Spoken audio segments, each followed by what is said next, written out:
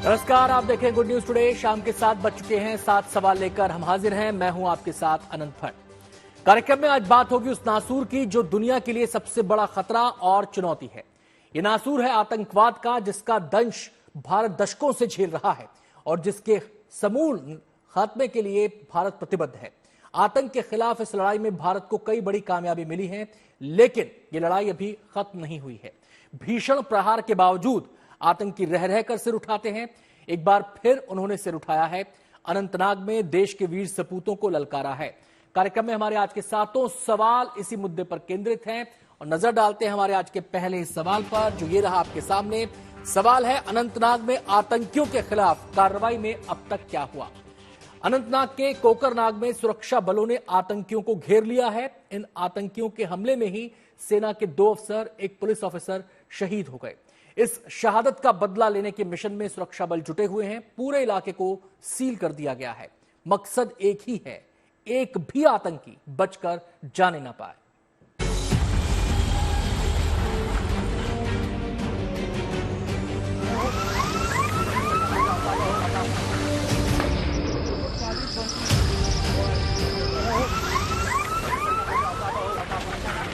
अनंतनाग के जंगलों में छिपे आतंकियों की जिंदगी का काउंटडाउन शुरू हो गया है। सुरक्षा बल उनकी सांसों का फाइनल हिसाब किताब करने में लगे हैं। अपने वीर सपूतों के बलिदान का बदला लेने के लिए सुरक्षा बलों ने पूरे इलाके को चारों तरफ से घेरा हुआ है, जिससे उनके भागने का रास्ता पूरी तरह से बंद हो गया है। अनंतनाग के कोकरनाग इलाके के जंगलों में छिपे आतंकियों के साथ सुरक्षा बलों की मुठभेड़ आज दूसरे दिन भी जारी रही। दक्षिणी कश्मीर के गडोल इलाके में ऑपरेशन दूसरे रोज भी जारी है और आप देख सकते हैं कि इस वक्त सेना जो है वो पूरी तरह से मुस्तैद है और इस ऑपरेशन को जारी रखे हुए हैं। और ये जो जंगली इलाका आप देख रहे हैं कि इस जंगल एरिया में जो है जो ऑपरेशन है जारी है। और जो पुलिस ने अभी ट्वीट किया है कि इसमें 2 मिलिटेंट जो है वो छुपे हुए हैं, उनको घेरे में लिया गया है, जिनमें एक मुकामी मिलिटेंट उजैर भी शामिल है। दरअसल अनंतनाग जिले के कोकरनाग इलाके में बुधवार को सूचना मिली कि यहाँ के गडूल गांव में कुछ आतंकी देखे गए हैं। इनपुट्स मिलते ही 19 राष्ट्रीय राइफल्स और जम्मू कश्मीर पुलिस की टीम ने वहां पहुंचकर मोर्चा संभाल लिया। अचानक ही आतंकियों ने अंधाधुंध फायरिंग कर दी, जिसमें कर्नल मनप्रीत सिंह, मेजर आशीष धोचक और जम्मू कश्मीर पुलिस के डीएसपी हुमायूं भट्ट शहीद हो गए।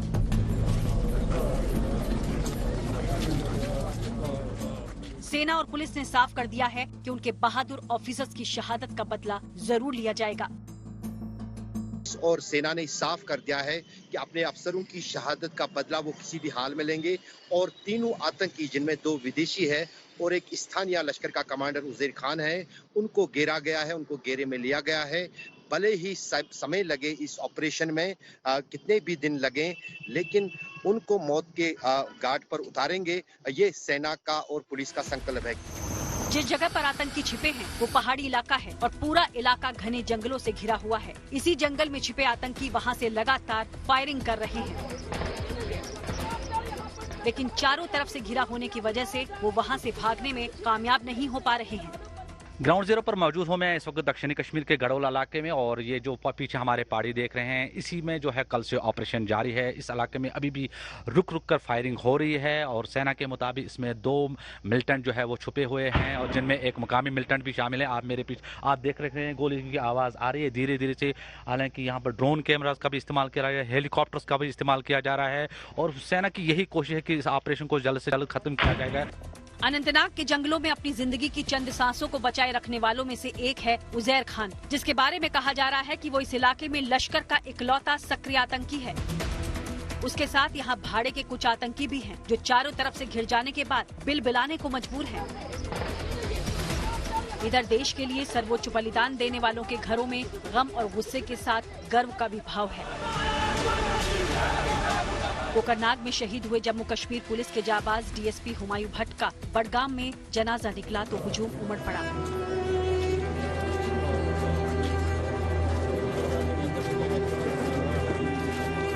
क्या बुजुर्ग और क्या जवान, हर शख्स शहीद डीएसपी के जनाजे को कंधा देना चाहता था।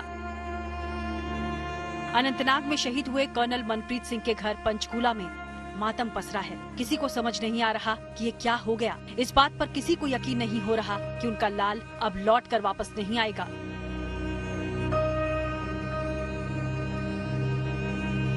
अनंतनाग मुठभेड़ में मेजर आशीष धौचक भी शहीद हुए। हरियाणा के पानीपत के रहने वाले मेजर आशीष की 2 साल पहले ही मेरठ से जम्मू में पोस्टिंग हुई थी।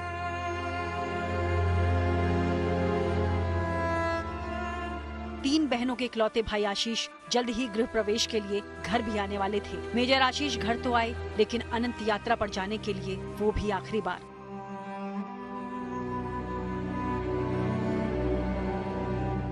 सुरक्षा बल के जाबाज अधिकारियों ने वतन के लिए अपनी जान कुर्बान कर दी। अब बारी है उन कायर आतंकियों की, जिन्हें जल्द ही सुरक्षा बल दोज़ख की आग में जलने पर मजबूर कर देंगे। बडगाम से अशरफ वानी और अनंतनाग से आरिफ बलोच के साथ bureau report, good news today. Jammu Kashmir में सुरक्षा बल आतंकियों के सफाये में जुटे हुए हैं। घाटी में जब जो आतंक का पोस्टर बॉय बना है, सुरक्षा बलों ने उसे मिट्टी में मिला दिया। लिहाजा आतंक के आका बौखलाए हुए हैं। खून खराबे के लिए वो नए सिपह सलार तैयार करने में जुटे हैं। हमारा आज का दूसरा सवाल ये रहा आपके सामने, और सवाल है, कौन है उजैर जिसकी सरगर्मी से तलाश कर रही है सेना? उजैर लश्कर का आतंकी है और वो जंगल में छुपा हुआ है, लेकिन उसका बचना मुमकिन नहीं है क्योंकि उसे घेर लिया गया है। इस बारे में विस्तार से बता रहे हैं हमारे संवाददाता अशरफ वानी। कुकरनाग इलाके में, जो कि दक्षिणी कश्मीर के अनंतनाग जिले में आता है, जो सेना के काफिले पर आतंकी हमला हुआ जिसमें 3 सेना के 2 अफसर और पुलिस का 1 अफसर शहीद हुआ, उसमें 2 विदेशी आतंकियों के साथ साथ एक स्थानीय आतंकी का हाथ भी माना जा रहा है। सुरक्षा एजेंसियों के अनुसार उजैर खान, जो कि कुकरनाग का रहने वाला है, 22 वर्षीय, वो पिछले 26 जुलाई 2022 से लापता है और आतंकवाद में शामिल हुआ है। उसी ने 2 विदेशी आतंकियों को न सिर्फ कुकरनाग के पास जंगलों में हाइड आउट और लॉजिस्टिक मदद की, बल्कि साथ ही साथ उनके साथ ही रहता है। एक तरफ जम्मू कश्मीर से अनुच्छेद 370 की विदाई और दूसरी तरफ आतंक के खिलाफ सुरक्षा बलों का भीषण प्रहार। इन 2 वजहों से आतंकी तंजीमें बौखलाई हुई हैं। केवल कश्मीर में ही नहीं, पीओके में भी आतंकियों की जान आफत में है। हमारा तीसरा सवाल अब आपके सामने है, और हमारा सवाल है, अनंतनाग आतंकी हमले का पीओके से क्या है कनेक्शन? आज से करीब 1 हफ्ता पहले यानी 8 सितंबर को पाकिस्तान के कब्जे वाले कश्मीर के रावलकोट में एक आतंकी सरगना को ढेर कर दिया गया। उसका नाम था रियाज अहमद उर्फ अबू कासिम। अनंतनाग में आतंकी वारदात को दहशतगर्द, रावलकोट में अबू कासिम के खात्मे का बदला बता रहे हैं।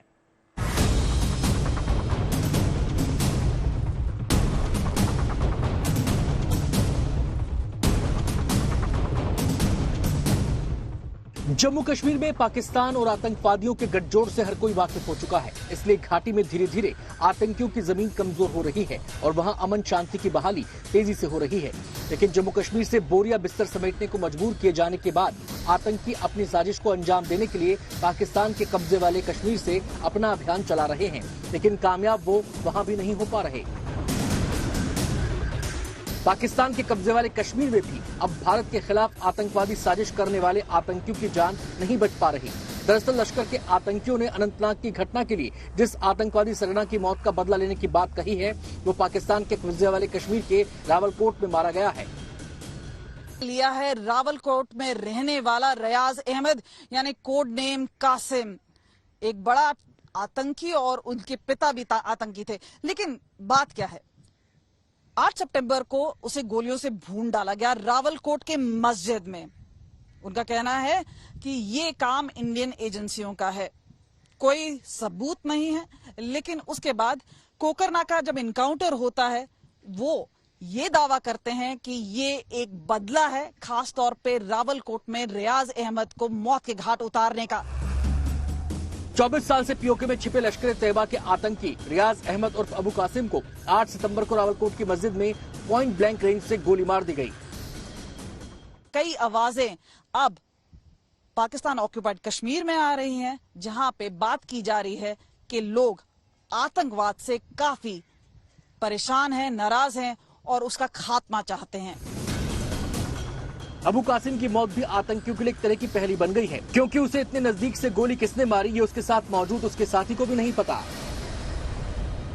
हमारे भाई अबू मूसा कश्मीरी भाई थे, उनके बड़े भाई थे, तो वो भी हम नमाज पढ़ने के लिए इकट्ठे आए। तो जिस बंदे ने गोलियां मारी वो भी पहले हमारे साथ इधर उसने नमाज पढ़ी, और नमाज पढ़ने के बाद हम बैठे अज़कार कर रहे थे।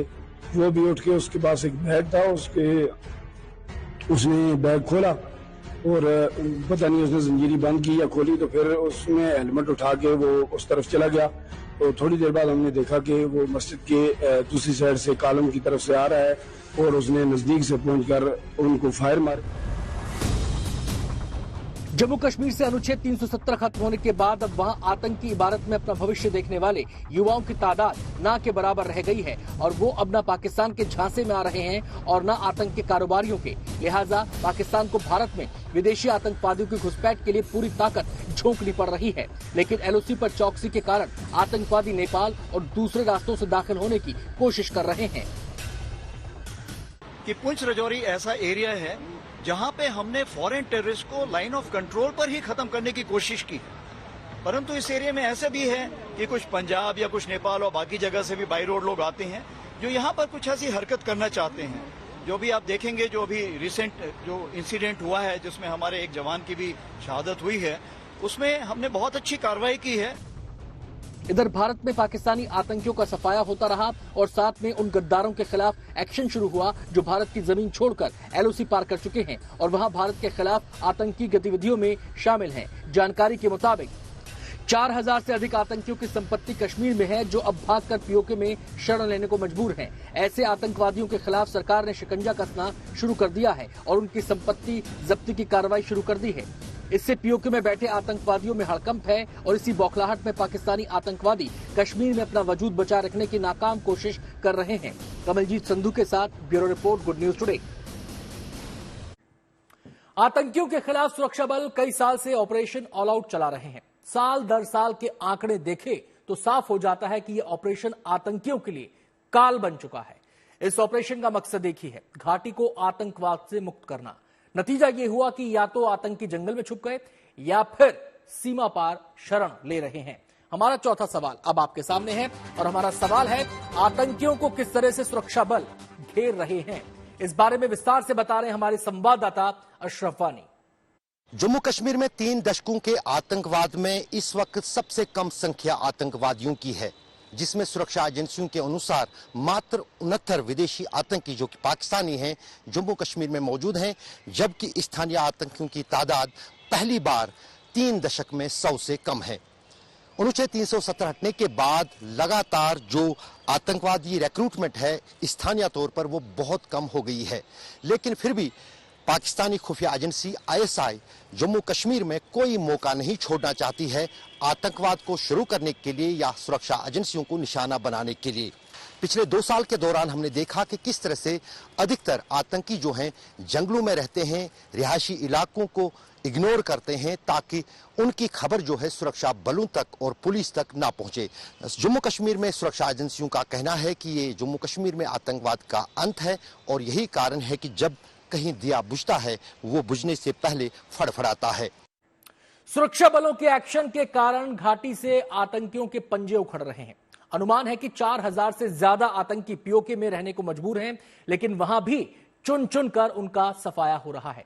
ऐसे में आतंकी साजिश रचने वाले अपने नापाक मंसूबों को पूरा करने में खासी परेशानी महसूस कर रहे हैं। हमारा 5वां सवाल अब आपके सामने है। सवाल है, घाटी में लगातार हो रहे आतंकियों के सफाए का क्या असर दिखाई दे रहा है? इस बारे में विस्तार से बता रहे हैं रक्षा विशेषज्ञ कर्नल शैलेंद्र सिंह। पाकिस्तान की नापाक हरकतें जो है इंसर्जेंसी से रिलेटेड JNK में वो चलती चली जा रही हैं, लेकिन जिस तरीके से पिछले कुछ सालों में उन्हें मुंह तोड़ जवाब मिला है, हर एक आतंकवादी को ये मैसेज है कि वो 1 वे टिकट लेकर JNK और इंडिया की तरफ आ रहा है, तब से इसमें काफी हद तक कमी हुई है, काफी डिस्करेजमेंट मिली है टेररिस्ट ऑर्गेनाइजेशन। लेकिन पाकिस्तान तो पाकिस्तान है, अब उसने एक अपना पुराना हथकंडा फिर से अपनाने की कोशिश करी है कि फॉरेन मर्सनरी ऑब्लिक टेररिस्ट जो विदेशी हैं उनको लाया जाए, क्योंकि जो पाकिस्तान के लोकल ट्रेन टेररिस्ट हैं उनके पास मैसेज क्लियर है कि आप एक ही तरफ का टिकट लेकर जाएंगे और इसी वजह से वो पैसा भी काफ़ी चाह रहे हैं। लेकिन जो विदेशी टेररिस्ट जो वो इंडक्ट करने की कोशिश कर रहा है, फिर से एक बार ये एक बार समय था 90s का, जब काफ़ी हद तक उनको एक तरीके से सक्सेस मिली थी कि उन्होंने काफ़ी सारे टेररिस्ट भेजे। बट इस बार जब वो कोशिश करी जा रही है तो वो पहले ही स्टेप पर रोक दी गई है। अनंतनाग में देश के वीर सपूतों की शहादत देखकर हर हिंदुस्तानी का खून खौल रहा है। सबकी जुबान पर एक ही बात है, जिन्होंने दहशतगर्दों के इस हमले को अंजाम दिया उन्हें चुन चुन कर जहन्नुम तक पहुंचाया जाए। सुरक्षा बल भी दहशतगर्दों को बख्शने के मूड में नहीं है, लेकिन सियासत में अलग ही सुर सुनाई दे रहा है। हमारा छठा सवाल ये रहा आपके सामने। सवाल है, पाकिस्तान से बातचीत की हिमायत की सियासत क्यों हो रही है? शहादत पर देश गुस्से में है, लेकिन नेशनल कॉन्फ्रेंस के नेता फारूक अब्दुल्ला ने अलग ही राग छेड़ दिया है। फारूक ने शहादत के बावजूद पाकिस्तान से बातचीत की हिमायत की है। इस पर केंद्रीय मंत्री पीयूष गोयल ने उन्हें राजनीति नहीं करने की सलाह दी है। रक्षा विशेषज्ञों ने भी फारूक के रवैये पर तल्खी जाहिर की है।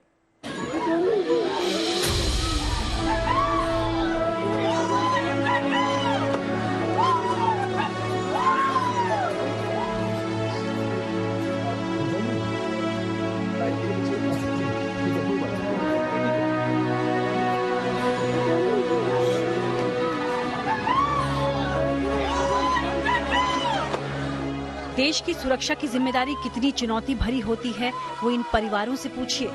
किसी ने अपना भाई खोया है तो किसी ने अपना पिता। माँ बेसुध है तो पिता की आंखों के आंसू सूख चुके हैं। पूरा हिंदुस्तान देश के 3 वीर सपूतों की शहादत पर गमगीन है, लेकिन इस बलिदान पर भी कुछ नेता अजीबोगरीब बयान दे रहे हैं। अनंतनाग में हमारे 3 सैन्य अधिकारियों की शहादत के बाद भी जम्मू कश्मीर के पूर्व मुख्यमंत्री फारूक अब्दुल्ला पाकिस्तान से बातचीत की हिमायत कर रहे हैं। और हुकूमत रोज चिल्लाती रहती है कि मिलिटेंसी खत्म हो गई। अब बताइए मुझे, क्या मिलिटेंसी खत्म हो गई? ये खत्म नहीं होगी जब तक कोई रास्ता न ढूंढा जाए जिससे अमन आ सके। लड़ाई से अमन नहीं आता है, बातचीत से अमन आता है। बातचीत करनी 2 मुल्कों की है जिनमें यह फसाद है। फारूक अब्दुल्ला ने ऐसा बयान भले ही अपनी सियासी विचारधारा के लिए दिया हो, लेकिन केंद्र सरकार का रुख इस मसले पर बिल्कुल साफ है। केंद्रीय मंत्री पीयूष गोयल ने फारूक अब्दुल्ला के बयान को बेतुका बताते हुए उन्हें नसीहत दी कि ऐसे संवेदनशील मुद्दे पर वो राजनीति करने से बाज आएं। फारूक अब्दुल्ला जी राजनीति कर रहे हैं, बहुत दुर्भाग्यपूर्ण है कि इतनी संवेदनशील विषय पे भी वो राजनीति कर। इस संवेदनशील विषय और इस संवेदनशील विषय पे हमने सबने उन परिवारों के साथ खड़ा होना है, बजाय कि उसका राजनीति करना। सियासत में ही नहीं, फारूक अब्दुल्ला के इस बयान की आलोचना पूर्व सैन्य अधिकारी भी कर रहे हैं। हर किसी के जहन में ये सवाल है कि जब पूरा देश शोक और गुस्से से उबल रहा है, पाकिस्तान से शहीद सपूतों की शहादत का बदला लेने के लिए तड़प रहा है, ऐसे में ये नेता इस तरह के बयान क्यों दे रहे हैं? फारूक साहब की ये स्टेटमेंट जो है, ये इस वक्त में बीच में बहुत ही मैं बोलता हूँ गलत स्टेटमेंट है। संवेदनशील नहीं है, ये हमारे अगेंस्ट है। और मैं फारूक साहब से बोलूंगा कि आप दोबारा से हमारे शहीदों को पहले श्रद्धांजलि दें और पाकिस्तान को एक कड़ा मैसेज दें, फिर बाद में बात करेंगे। पूर्व सेना प्रमुख और केंद्रीय मंत्री वीके सिंह ने पाकिस्तान की इस शर्मनाक हरकत की निंदा करते हुए उसे पूरी तरह अलग थलग करने की हिमायत की है, तो विपक्ष इस मुद्दे पर भी सियासत करने से नहीं चूक रहा। अलग नहीं करेंगे पाकिस्तान को, नहीं तो उनके लिए बिजनेस एज नॉर्मल। हाँ जी ठीक है, बॉलीवुड वाले आ जाएंगे हमारे यहाँ, क्रिकेट मैच खेलने वाले आ जाएंगे हमारे यहाँ, सब ठीक है, चंगा है जी, कोई दिक्कत नहीं है। वही मैं कह रहा हूँ कि अगर उसके ऊपर दबाव डालना है तो उसको अलग थलग करना पड़ेगा। उनको पता चलना चाहिए कि आप नॉर्मल चीजों के अंदर हमारे साथ रिश्ता तब तक नहीं कर सकते जब तक आप खुद नॉर्मल नहीं हो। पाकिस्तान लंबे समय से आतंक को पाल पोस रहा है। भारत के खिलाफ वो आतंक को औजार की तरह इस्तेमाल करता रहा है। यही वजह है कि भारत ने कई मौकों पर 2 टूक कह दिया कि आतंक और बातचीत साथ साथ नहीं चल सकते। अनंतनाग में आतंकी वारदात के बाद पाकिस्तान के साथ क्रिकेट खेलने के खिलाफ भी आवाज उठी है। हमारा 7वां और आखिरी सवाल इसी से जुड़ा है और हमारा सवाल है पाकिस्तान के साथ क्रिकेट खेलने पर पाबंदी की मांग क्यों उठ रही है? आइए देखते हैं इस पर क्या कहना है शिवसेना उद्धव गुट के नेता संजय राउत और बीसीसीआई उपाध्यक्ष राजीव शुक्ला का।